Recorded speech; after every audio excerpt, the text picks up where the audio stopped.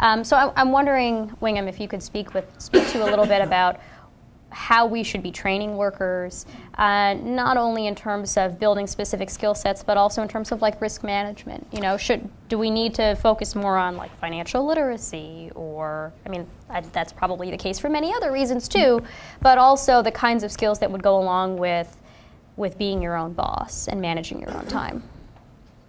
I think it's a pretty horrible idea, if you don't mind me saying so, that somebody has to say, how do we train the workers?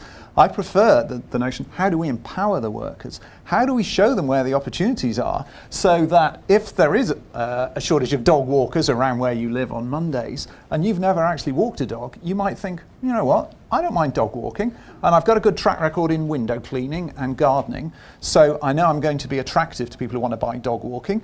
Okay, and the platform is telling me, well, this is what you can charge, because this is what the market will bear at the moment. Yeah, I'll try dog walking, and I'd probably better, look up online how to walk dogs. Old economy for the moment. Your relationship with your employee is not transactional. They will be with you for a number of years. In some industries, that average maybe 2 or 3 years. In some industries, it's longer. You as an employer have an incentive to invest in their education. You as an employer have an incentive to think about training. I'm not saying that works perfectly, trust me, it doesn't, but there are some incentives there. And in theory, a company should be risk neutral when it's thinking about investing.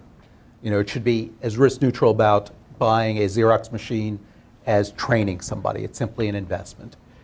When you start having individuals taking responsibility for their own training, one problem you may run into is individuals may be risk averse. That it may take $1,000 to train to be a champion hair cutter or a champion dog groomer or whatever. Well, A, they may not have $1,000. You have financial barriers.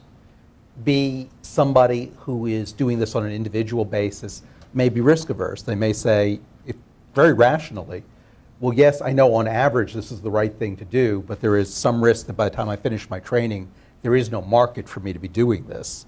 So it has a lot of issues.